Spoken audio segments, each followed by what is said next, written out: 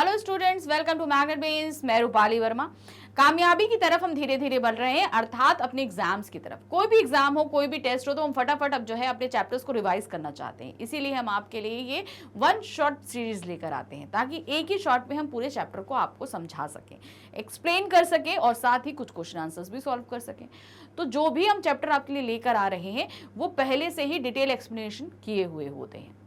क्यों? क्योंकि हम ये चाहते हैं कि आप पहले अच्छे से समझ लें, फिर उसके बाद फटाफट रिवाइज कर लें, फिर हम अच्छे से आपका आगे एग्जाम्स के लिए और भी मटेरियल लेकर आते रहते हैं।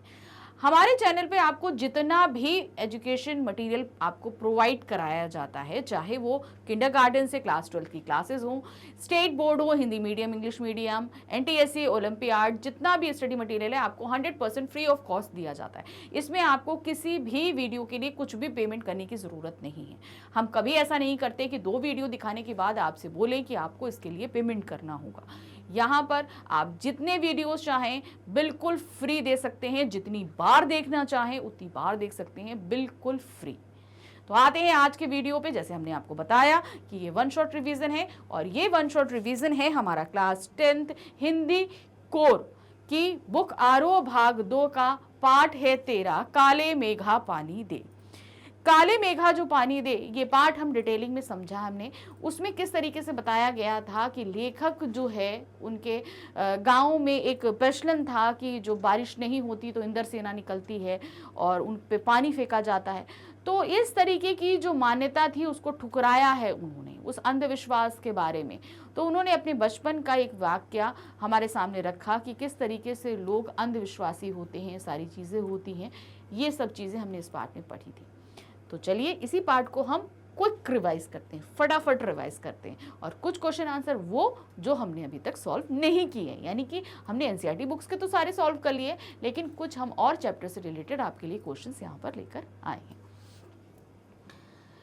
तो ये है चैप्टर, शुरू करते हैं। काले मेघा पानी दे संस्मरण धर्मवीर भारती द्वारा रचित है। अब ध्यान दीजिएगा, ये जो संस्मरण शब्द होता है हम आपको पहले भी डिटेल्स बता चुके हैं। संस्मरण यानी कि यादों से निकाल कर रखा गया है, मतलब पहले, बहुत पहले घटित हो चुका है, ठीक है, और फिर उसको हमने याद करके आपके सामने प्रस्तुत किया। अब आप ये बोलेंगे कि अगर खुद उन्हीं के साथ हुआ था तो ये आत्मकथा हो सकती है, आत्मकथात्मक हो सकता है। ऐसा इसलिए नहीं होता क्योंकि उन्होंने अपने पूरे जीवन के बारे में यहाँ पर नहीं लिखा, उन्होंने सिर्फ कुछ यादों को निकाल के हमारे सामने रखा। यहाँ पर उन्होंने अपनी आत्मकथा नहीं लिखी, अपने ही कुछ यादों को यहाँ पर रखा, इसलिए यह संस्मरण कहलाता है। इसमें लोक प्रचलित विश्वास और विज्ञान के द्वंद्व का सुंदर चित्रण है। यानी कि बहुत सी चीजें जो प्रचलित रहती हैं और वैज्ञानिक तौर पर उसको बताया जाता है कि भाई, हम बोलते हैं ना, अगर कुछ लोग बोलते हैं ना, बिल्ली रास्ता काट गई, ठीक है, अब आपको जाना नहीं है, नहीं तो कुछ अशुभ हो जाएगा। भाई ये मान्यता है, अब उस पर अपना वैज्ञानिक तर्क रखें। अरे बिल्ली, कुत्ता, जानवर तो सब जगह गुजरते रहते हैं, तो क्या हम उस रास्ते से गुजरे ही नहीं? वैज्ञानिक तर्क दीजिए कि बिल्ली के गुजरने के बाद हम क्यों नहीं जाएं। तो ये है जो मान्यताएं हैं और उस पर वैज्ञानिक द्वंद्व, इन दोनों की लड़ाई पर विज्ञान का अपना तर्क है और विश्वास की अपनी सामर्थ्य। इसमें कौन कितना सार्थक है, यह प्रश्न पढ़े लिखे समाज को उत्तेजित करता रहता है। यानी कि अगर आप इस द्वंद्व पे रखेंगे तो आप शायद कहीं नहीं जीत पाएंगे, ये हमेशा कहीं ना कहीं एक उत्तेजना का विषय बन जाता है। इसी दुविधा को लेखक ने पानी के संदर्भ में ये असंग रचा। लेखक ने अपने किशोरपन जीवन के इस संस्मरण में दिखलाया है कि अनावृष्टि दूर करने के लिए गांव में बच्चों को इंद्रसेना द्वार द्वार पर पानी मांगने चलती है। लेखक का तर्कशील किशोर मन भीषण सूखे में उस पानी के निर्मम बर्बादी के रूप में देखता है। तो उन्होंने बोला कि उनके किशोरपन में एक जो घटना घटी कि अनावृष्टि यानी कि वर्षा कम हुई, इसके कारण से चारों तरफ पानी की कमी हो गई, सूखा पड़ गया। इस कंडीशन में बारिश की कामना करते हुए इंद्र सेना निकली। अब यह मान्यता थी कि इंद्र सेना निकलेगी तो उस पर पानी फेंके। एक तो पानी की पहले ही कमी, और दूसरा इन बच्चों पर पानी फेंककर हम पानी को क्यों बर्बाद करें। ये तर्क जो है, ये सारी चीजें हमें इसमें बताई गई हैं। आषाढ़ के उन सूखे दिनों में जब चहु और पानी की कमी होती, ये इंद्र सेना गांव की गलियों में जयकारे लगाते हुए पानी मांगते फिरती। अभाव के बावजूद भी लोग अपने अपने घरों से पानी लेकर इन बच्चों के सिर से पैर तक तर कर देते। तो आषाढ़ के दिन थे, सूखे थे, बारिश नहीं हुई थी, चारों तरफ पानी की कमी थी, लेकिन तब भी इस इंद्रसेना पे लोग जो हैं पानी फेंकते हैं और उन्हें पैर, सर से लेकर पैर तक पूरी तरीके से गीला कर देते हैं। आषाढ़ के इन दिनों में गांव शहर के सभी लोग गर्मी से परेशान त्राहिमाम कर रहे होते हैं। तब ये मंडली काली मेघा दे, पानी दे के नारे लगाती हुई यहां वहां घूम रही होती है। अनावृष्टि के कारण शहरों की अपेक्षा गांवों की हालत त्रासदपूर्ण हो जाती है। यानी कि आप गांव में देखेंगे तो ज्यादा हालत खराब रहती है, शहरों में इतनी कंडीशंस बुरी नहीं रहती। खेतों की मिट्टी सूखकर पत्थर हो जाती है, जमीन फटने लगती है, पशु प्यास के कारण मरने लगते हैं, लेकिन बारिश का कहीं नामो निशान नहीं होता। मतलब आप देखते हैं ना, आपने अगर नहीं एक्चुअल में देखा हो तो फोटोग्राफ्स में देखा होगा, जमीन फट जाती है, एकदम पत्थर कड़क जैसी, एकदम पत्थर जैसी मिट्टी हो जाती है, सभी प्यास से तड़प रहे होते हैं। ऐसे में लोग पूजा पाठ कर हार जाते तो यह इंद्रसेना निकलती। बहुत पूजा पाठ होता तब भी बारिश नहीं होती, तब आखिर में ये इंद्रसेना निकलती है। लेखक मानता है कि लोग अंधविश्वास के कारण पानी की कमी होते हुए भी पानी को बर्बाद कर रहे हैं। इस तरह के अंधविश्वासों से देश की बहुत क्षति होती है, जिसके कारण हम अंग्रेजों से पिछड़ गए और उनके गुलाम बन गए। तो यहाँ पर लेखक का मानना है कि इस तरीके से ये एक अंधविश्वास है और इस अंधविश्वास के कारण जो है ये पानी जो इस समय इतना कीमती है उसे बर्बाद करते हैं। इन्हीं अंधविश्वासों के कारण हम जो है बाकी सारी दुनिया से पिछड़ गए और अंग्रेजों ने हम पर इतने साल जो है राज किया, हम उनके गुलाम बनकर रहे। लेखक वैसे तो इंद्रसेना की उम्र का ही था, मतलब वहां पर 13-14 साल के जो बच्चे होते थे उसी उम्र के ये भी थे, लेकिन यह आर्य समाजी संस्कारों से युक्त तथा कुमार सुधार सभा का उपमंत्री था। तो यहाँ पर क्या था, वो आर्य समाजी मानते थे। वो आर्य होते ना, हमारे यहाँ आपको पता होगा हिंदुओं में आर्य समाजी संस्कृति भी मानी जाती, तो वो आर्य समाज को मानने वाले थे और साथ ही वो कुमार सुधार सभा के जो है वो उपमंत्री थे, इसलिए इसका खंडन वो ज्यादा करते थे।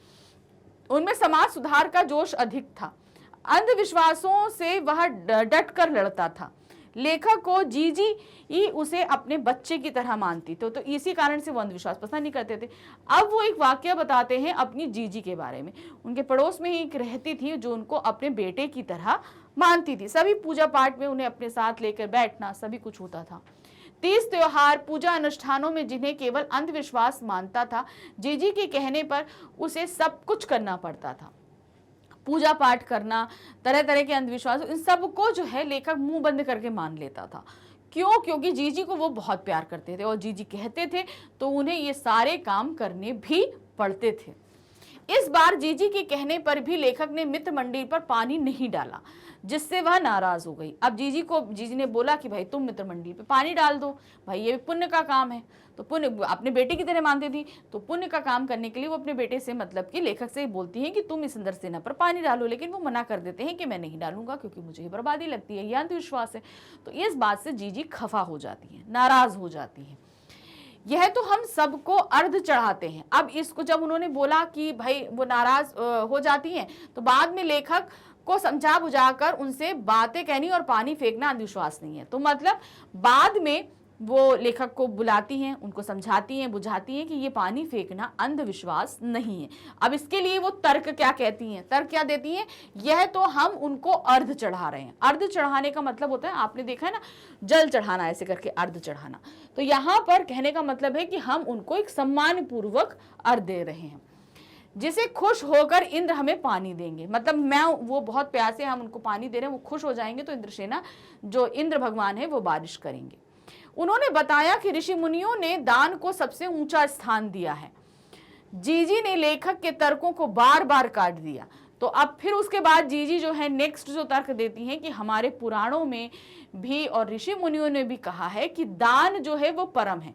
यहाँ पे एक तरीके से हम पानी का दान कर रहे हैं, ये अंधविश्वास नहीं है, पानी का दान कर रहे हैं। और जब खुश हो जाएंगे तो हमारे शास्त्रों में लिखा है कि हमें जो चीज बहुत प्रिय है, अर्थात हम चाहते हैं कि हमें मिले, बहुत अच्छी है, तो उस चीज को सबसे पहले आप दान करिए। जब आप दान करेंगे तो वो हमें और मिलेगी। तो यही चीज को उन्होंने बोला कि दान को सर्वोपरि बताया गया। तो ये सारी चीजें वो तर्क देती जाती है। अंत में लेखक को कहा कि किसान पहले 5-6 सेर अच्छा गेहूं बीज में अपने खेत में बोता है, तत्पश्चात वह 30-40 मन अनाज उगाता है। वैसे ही यदि हम बीज रूप में थोड़ा सा पानी नहीं देंगे तो बादल फसल के रूप में फिर हमें पानी कैसे देंगे। तो कहने का तात्पर्य यहाँ पे क्या है, उनका आखिरी जो तर्क देती है वो कहती हैं कि जिस प्रकार से एक किसान थोड़ा अच्छा सा गेहूं या चावल जब खेत में बोता है तब उससे मतलब 50-60 गुना जो है निकलता है, धरती से प्राप्त होता है। तो ये एक तरीके से हम पानी का दान देकर और बहुत ज्यादा तादाद में पानी की अपेक्षा करते हैं। संस्मरण के अंत में लेखक को राष्ट्रीय चेतना का भाव मुखरित होता है कि हम आजादी मिलने के बावजूद भी पूर्णतः आजाद नहीं है। तो बाद में उनको लगता है हमें आजादी मिल गई लेकिन तब भी हम पूर्ण तरह से आजाद नहीं, क्योंकि हम कहीं ना कहीं अंधविश्वासों की कैद में हैं। ये चीज लेखक को एहसास होता है। हम आज भी अंग्रेजों की भाषा, संस्कृति, रहन सहन से आजाद नहीं हुए हैं और हमने अपने संस्कारों को नहीं समझा है। तो बाद में वो समझते हैं कि हम अंधविश्वासों में फंसे हुए हैं, हमारे जो संस्कार, जो रीति रिवाज नहीं है, हमने दूसरों को फॉलो करना शुरू कर दिया है। तो ये कहीं ना कहीं हमारे पिछड़ने का बहुत बड़ा कारण है। आज़ाद होते हुए भी हम सोच से अभी तक आज़ाद नहीं हो पाए हैं। हम भारतवासी मांगे तो बहुत करते हैं लेकिन त्याग की भावना हमारे अंदर नहीं है। हर कोई भ्रष्टाचार की बात करता है लेकिन कभी ये नहीं देखता कि क्या हम स्वयं उसका अंग नहीं बन रहे हैं। देश में अरबों खरबों की योजनाएं ना जाने कहां गुम हो जाती हैं। लेखक कहता है कि काले मेघा खूब बरसते हैं लेकिन फूटी गगरी खाली रह जाती है, बैल प्यासे रह जाते हैं। ना जाने यह स्थिति कब बदलेगी। लेखक ने देश की भ्रष्टाचार की समस्याओं के प्रति व्यंग्य व्यक्त किया है।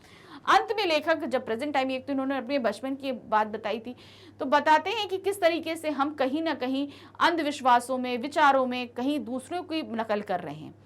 यहाँ पर हमें जो चीज़ें प्राप्त ही नहीं हो रही, अर्थात हमारी सरकार की तरफ से हमें बहुत सारी योजनाएं दी जाती हैं लेकिन कहीं ना कहीं बीच में हो रहे भ्रष्टाचार के कारण हमसे जो है ये सारी चीजें बीच में गुम हो जाती है। अर्थात काले मेघा खूब बरसते हैं। तो यहाँ पे काले मेघा क्या मतलब, योजनाएं बहुत मिलती हैं लेकिन फूटी गगरी होती है। अर्थात जो लोग इसके एक्चुअल में हकदार होते हैं उनकी गगरी कहीं, यानी कि वो कहीं पर बीच में उनसे खा लिया जाता है और बैल प्यासे रह जाते हैं। अर्थात हम लोग प्यासे रह जाते हैं। हम तक सरकारी योजनाएं क्यों नहीं पहुंच पाती, क्योंकि कहीं ना कहीं बीच में से भ्रष्टाचारी उन योजनाओं का फायदा हमसे कहीं अपना ले जाते हैं।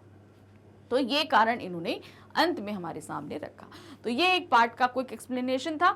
अब यहाँ पर हम इस पार्ट से रिलेटेड कुछ क्वेश्चंस को देखेंगे। क्वेश्चन नंबर 1 है, बारिश के लिए किए गए प्रयत्न किस कोटि के थे।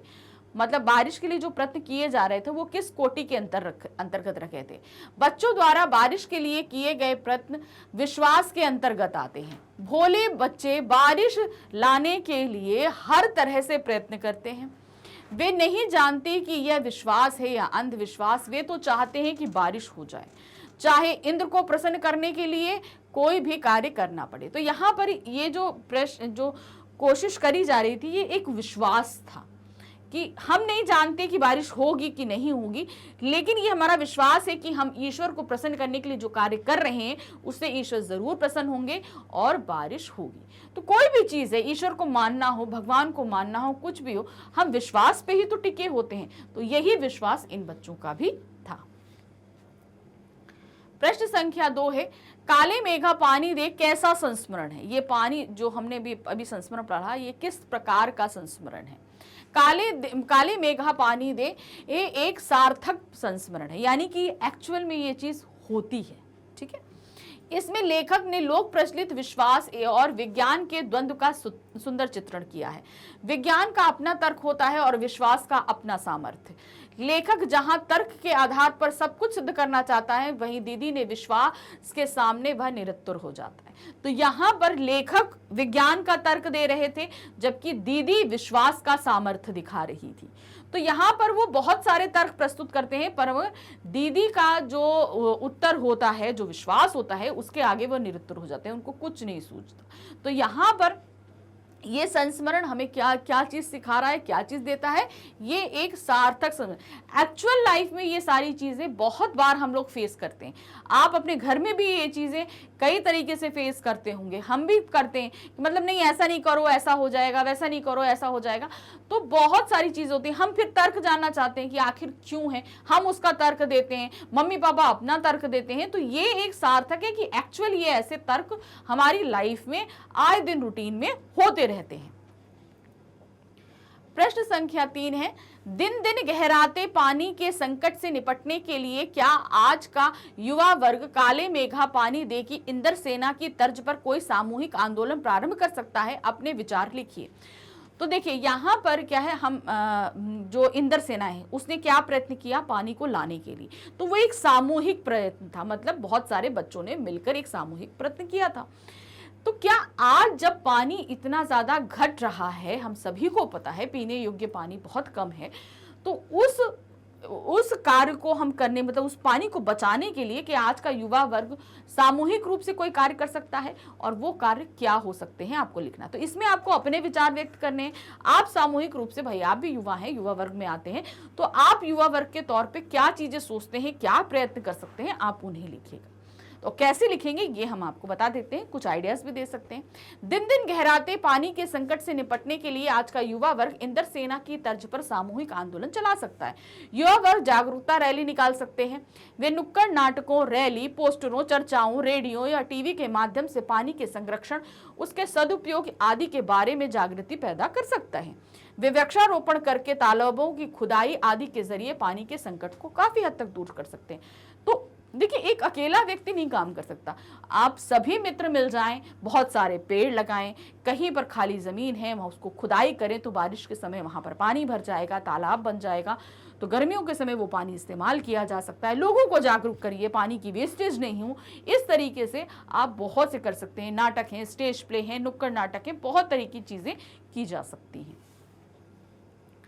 प्रश्न संख्या 4 है, मेढक मंडली पर पानी डालने को लेकर लेखक और जीजी के विचारों में क्या भिन्नता थी? अब जो बातें हुई थी, मेढक मंडली पे पानी डालने के लिए जो बात हुई थी, उसमें क्या भिन्नता थी?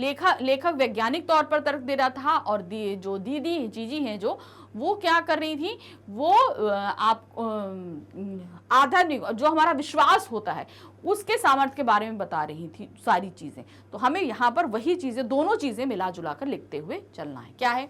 मेढक मंडली पर पानी डाले को लेकर लेखक और जीजी के विचारों में अत्यधिक भिन्नता है। लेखक आर्य समाजी विचारधारा से प्रभावित है। इंदर सेना वर्षा की स्थिति में निरर्थक उछलकूद करती थी, उन पर पानी फेंकना मूर्खता थी क्योंकि पानी की भारी कमी थी। जीजी मेढक मंडली पर पानी फेंकने को उचित मानती है। वह कहती है कि किसी से कुछ पाने के लिए पहले कुछ चढ़ावा चढ़ाना पड़ता है। यह पानी का अर्थ है, पहले त्याग करने से ही फल मिलता है। वह गेहूं की फसल पाने के लिए अच्छे बीजों को खेत में डालने का तर्क देकर अपनी बात को ठीक बताती है। तो जो उन्होंने तर्क दिए, दान देना, अर्ध जलाना, फसल देना, ये सभी चीजें, और लेखक क्यों नहीं मांग रहा था? क्योंकि लेखक को ये पानी की बर्बादी लग रही थी। तो ये सारी चीजें उनको लग रहा था कि भाई इतना पानी वेस्ट क्यों किया जाए।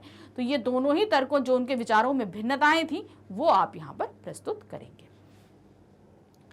तो इस पार्ट का एक्सप्लेनेशन और कुछ एनसीईआरटी से अलग जो हमारे सॉल्यूशंस थे, जो क्वेश्चंस थे, वो हम लेकर आपके लिए आए थे। आई होप आप सभी अच्छे से इस पार्ट को समझ चुके होंगे।